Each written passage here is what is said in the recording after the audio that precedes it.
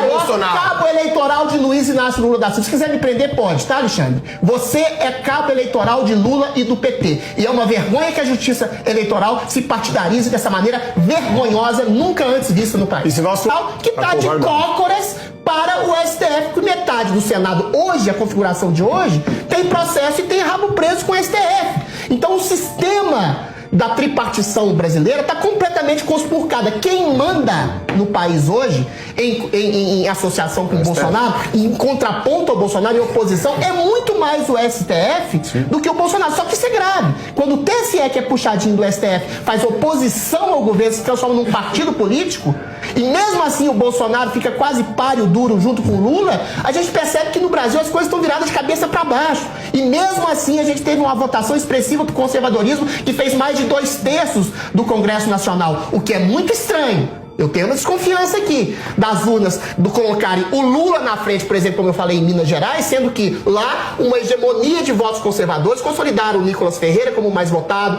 o próprio Zema como governador eleito em primeiro turno, e aí o cara vai votar no Nicolas Ferreira, no Zema e do Lula.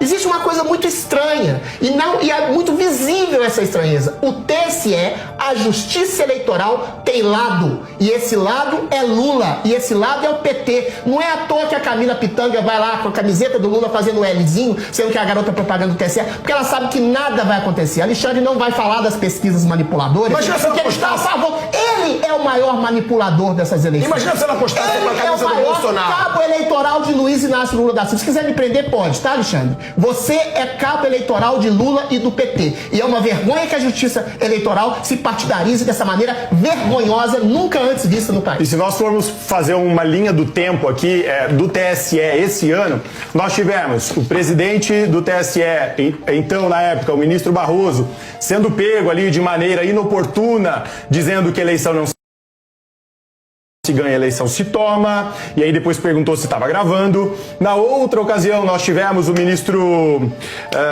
Fachin, também tomando decisões ali completamente autoritárias frente à corte, né? E agora nós temos o ministro Alexandre de Moraes proibindo uso de celular na votação, nunca visto antes, e não existe uma justificativa para isso, né? E mais, fazendo vídeos dizendo que as eleições, ele fez uma comparação ali com o futebol, de que ele torce para um determinado time e ele não contesta o gol. Mentira! No futebol existe o VAR, para você voltar e ver. Então existem ali técnicos que analisam a câmera e se houve um erro, você pode mudar. Isso é uma auditoria no futebol, coisa que não acontece no TSE. Então, ou eu estou muito maluco, mas é justamente isso. Ou eu estou muito maluco, ou acontece alguma coisa, ou eu vou ter que mudar minha profissão e virar um escritor de ficção científica, porque algo de muito errado não tá certo. Só pode ser livre se você concordar com o Alexandre de Moraes.